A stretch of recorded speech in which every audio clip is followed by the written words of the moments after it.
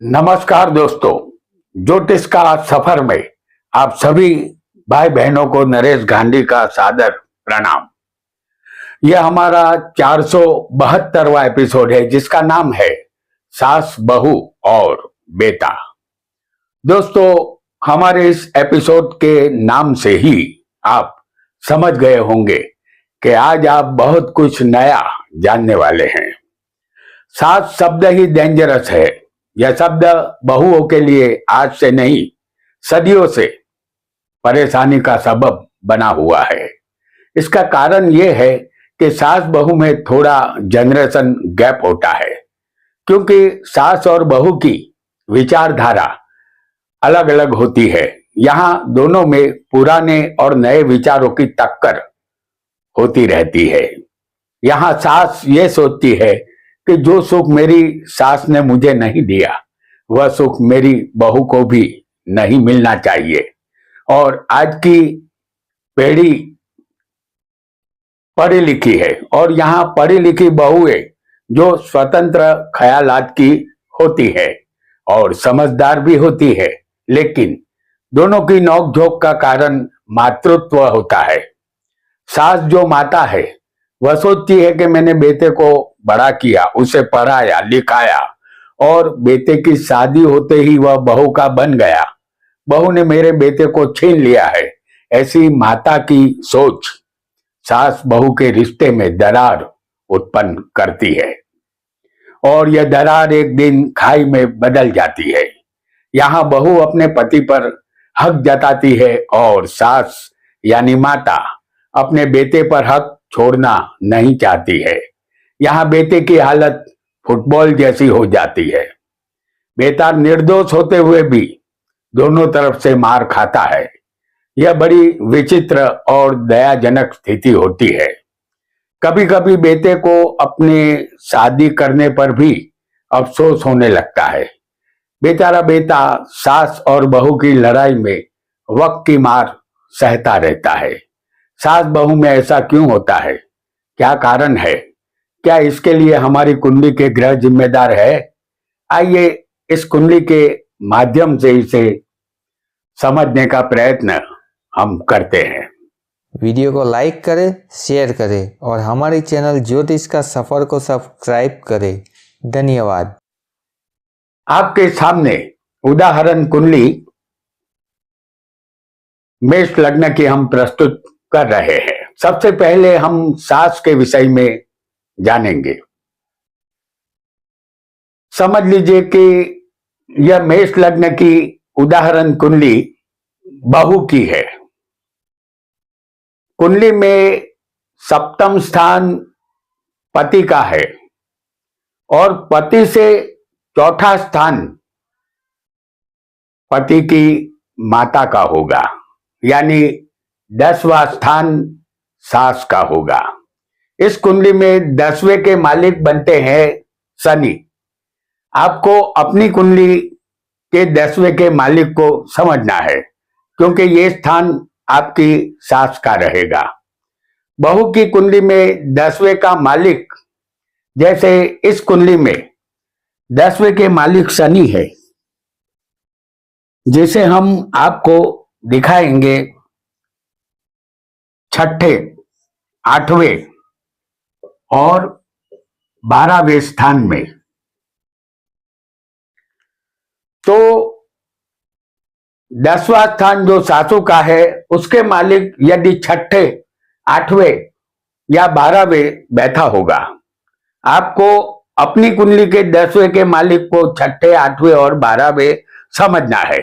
यदि ऐसा होगा तो बहू को अपनी सास से अनबन रहेगी। बहू को ध्यान रखना होगा कहीं घर जंग का मैदान ना बन जाए। आइए एक अन्य योग को भी हम बहुत जल्दी से समझ लेंगे।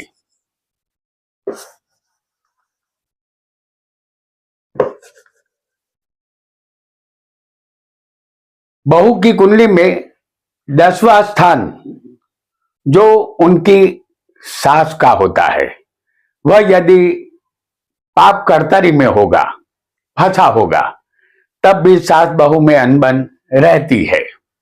जैसे समझ लीजिए कि 10वां स्थान सास का है। यहां हम आपको सूर्य को दिखाएंगे और 9वें स्थान में मंगल होगा, या यहां राहु भी हो सकता है और शनि भी किसी को हो सकता है, क्योंकि वो पापी ग्रह माने जाते हैं। तो ये 10वां स्थान पाप कर्तरी योग में फंस चुका है, जो सास का है। यहां मामला उत्तर दक्षिण का होगा। सास के कारण बहू को त्रास यहां झेलना पड़ेगा। चलिए अब लगे हाथों हम ये भी जानेंगे कि यदि बहू की कुंडली में, जैसे समझ लीजिए कि ये मेष लग्न की उदाहरण कुंडली बहू की है और सास का स्थान 10वां है, और कुंडली में 10वें सास के स्थान में यदि कोई ग्रह बैठा होगा तो उसका फल बहू को कैसा मिलेगा, इसे भी आज जान लेते हैं। आपका लग्न यहां कोई भी हो, सूर्य यदि 10वें स्थान में बहू की कुंडली में बैठा होगा तो सास प्रभावशाली और उदार दिल की होगी। वह डिसिप्लिन में मानने वाली होगी। सूर्य सत्ता का कारक है।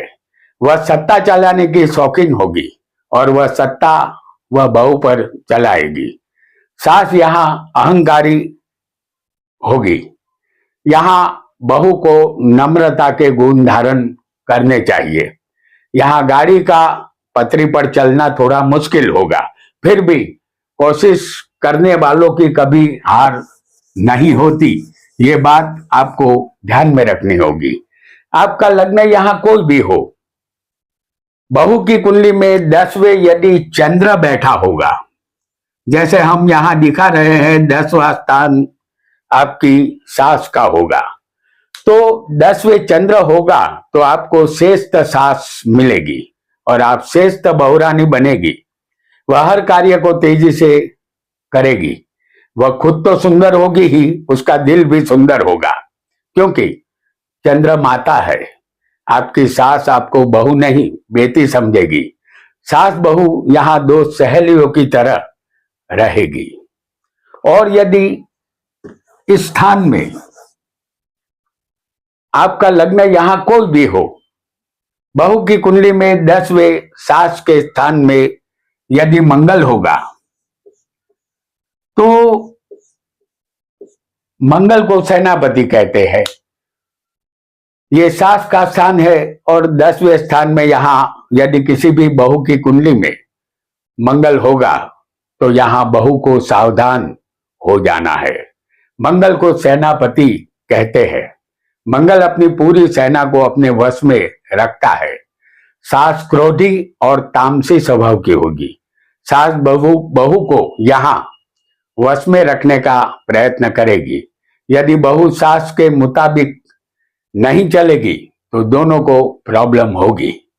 आए दिन सास बहू में कलेश यहां उत्पन्न होता रहेगा। और सास के इसी स्थान में, चाहे आपका लग्न कोई भी हो, 10वें सास के स्थान में बहू को यदि बुध बैठा होगा तो आपको कम हाइट वाली समझदार और बुद्धिशाली सास मिली है, ऐसा आपको समझना है। यह सास खुद भी सुखी होगी और बहू को भी सुखी करेगी। सास आनंदी और मजाकिया स्वभाव की होगी।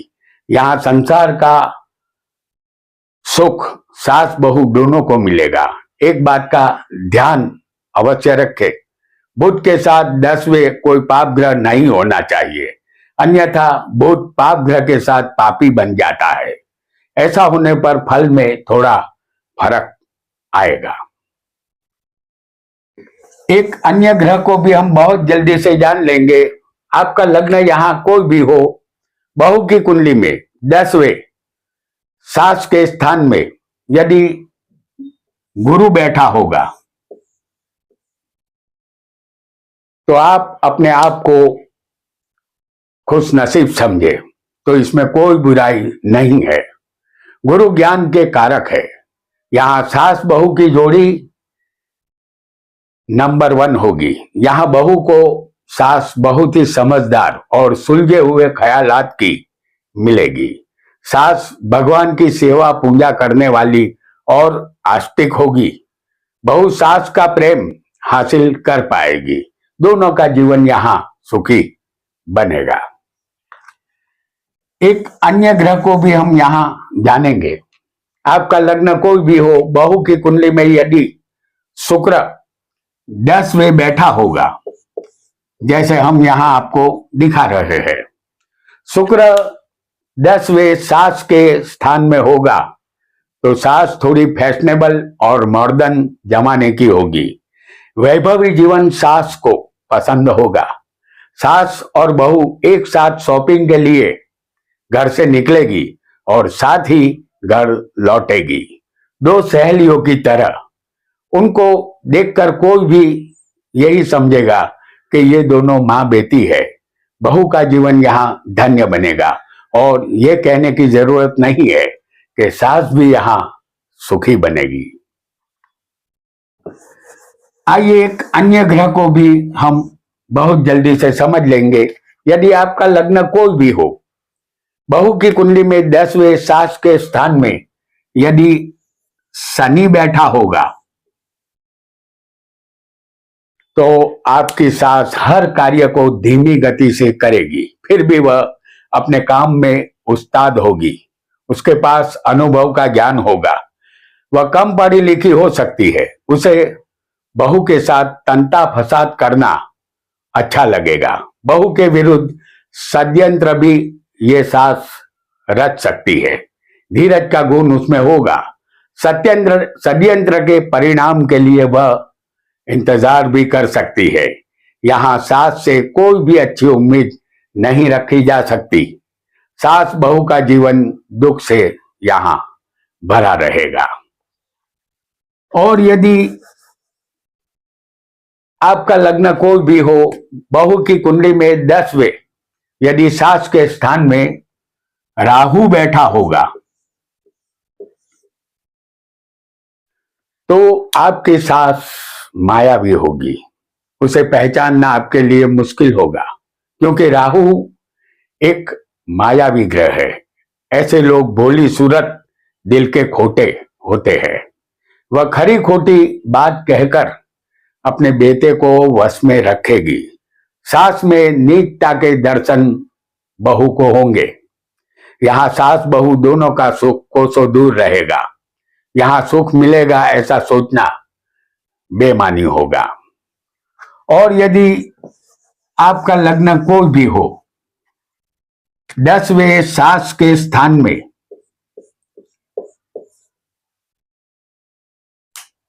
बहू की कुंडली में सास के स्थान में केतु बैठा होगा तो यहाँ सास विचित्र स्वभाव की होगी, क्योंकि केतु बिना माथे वाला ग्रह है। उसके पास दिमाग नहीं होता। सास कब क्या बोलेगी इसका कोई ठिकाना नहीं होगा। अपनी विचित्र हरकतों की बदौलत बहू को परेशान करती रहेगी। बहू को सास के सुख की प्यास सदा यहाँ रहेगी, जो कि उसे सुख नहीं मिलेगा। यहाँ सास और बहू के विषय में हमने जान लिया। अब जानेंगे बेटे के विषय में। बेटे के विषय में भी थोड़ा समझ लेते हैं।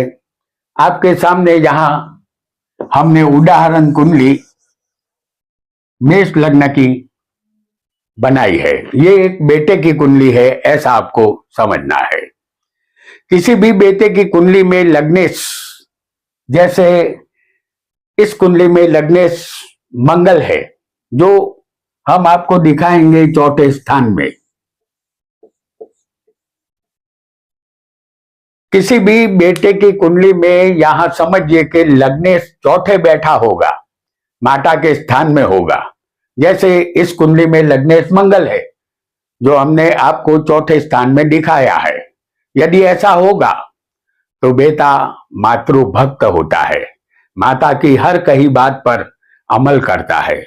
यदि 4थे का मालिक इस कुंडली में चंद्र बनता है। आपको अपनी कुंडली के चौथे के मालिक और लग्नेश को समझना है। इस कुंडली में चौथे के मालिक चंद्र है, जिसे हम आपको दिखाएंगे लग्न में।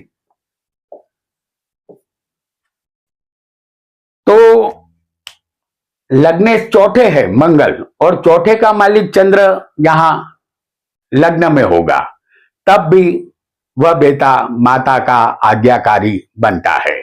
और आप यहां देख रहे हैं कि चौथे और लग्नेश के बीच में यहां परिवर्तन योग बन गया है। ऐसा परिवर्तन भी आज्ञाकारी बेटा बनाता है। आप माता के आज्ञाकारी बेटे बनेंगे तो ये एक अच्छी बात है, लेकिन सदा माता का ही पक्ष लेंगे और पत्नी को ही समझाते रहेंगे तो यह पत्नी के साथ अन्याय होगा। ऐसा न हो, इसका ध्यान हर बेटे को यहां रखना होगा। आइए एक अन्य योग भी बेटे की कुंडली में हम जानेंगे, जो बनाता है मातृभक्त। फिर एक बार यह मेष लग्न की उदाहरण कुंडली है जो बेटे की है। इस कुंडली में गुरु चंद्र की युति हो या गुरु चंद्र किसी भी स्थान में अकेले बैठे हो और उस पर किसी भी पाप ग्रह की दृष्टि न हो, तो बेटा माता का आज्ञाकारी बनता है। यहां हम आपको दिखा रहे हैं गुरु को लग्न में, या चंद्र भी यहां हो सकता है, ऐसा समझ लीजिए। चलिए, ये गुरु चंद्र की युति भी हो सकती है, गुरु चंद्र अकेले भी बैठे हो सकते हैं। तो यहां अगर इस गुरु चंद्र पर कोई भी पाप ग्रह की दृष्टि नहीं होगी तो समझ जाइए कि माता का ये बेटा आज्ञाकारी बनने वाला है, क्योंकि पापी ग्रहों की दृष्टि इस पर आएगी तो बेटा आज्ञाकारी नहीं होगा। लेकिन यहां माता की आज्ञा ये अवश्य मानेगा, और माता की आज्ञा मानना बुरा नहीं है, लेकिन माता के दोष में भी गुण का दर्शन हो और पत्नी की सच्ची बात भी बेटा समझ ना सके, ऐसा व्यक्तित्व दोषपूर्ण बनता है। पत्नी की बात सुनकर न्याय करना होगा। यदि बेटे ने ऐसा न किया तो आप बन जाएंगे फुटबॉल और घर बनेगा फुटबॉल का मैदान। यहां बेटे को समझदारी से काम अवश्य लेना चाहिए। आइए एक अन्य योग को भी बहुत जल्दी से हम समझ लेंगे। आपका लग्न यहां कोई भी हो, ये उदाहरण कुंडली हमने मेष लग्न की बनाई है। इस कुंडली में बुध अष्टम में होगा, जैसे हम आपको यहां बुध 8वें स्थान में दिखा रहे हैं। बुध अष्टम में होगा बेटे की कुंडली में। यदि किसी भी बेटे की कुंडली में बुध अष्टम में होगा तो वह बेटा अपनी जोरों का गुलाम बनता है। वह अपनी पत्नी की हर कही बात मानता है। कोई भी बेटा अपनी पत्नी का पक्ष लेता है तब तक वैवाहिक जीवन आसानी से चलता रहता है, लेकिन बेटा जब अपनी माता का पक्ष लेता है, पत्नी का पक्ष नहीं लेता, तब संसार में तूफान आता है। और यदि बेटा सिर्फ अपनी पत्नी का ही पक्ष लेगा तो वो भी एक अच्छी बात यहां नहीं होगी। इसलिए बेटे को चाहिए कि इंसाफ के तराजू के दोनों पल्लों को बैलेंस में रखे। यदि बैलेंस नहीं रखा तो आपका माता का और पत्नी का जीवन दुखी बनेगा। आज इतना ही। आपका बहुत बहुत धन्यवाद, धन्यवाद और धन्यवाद।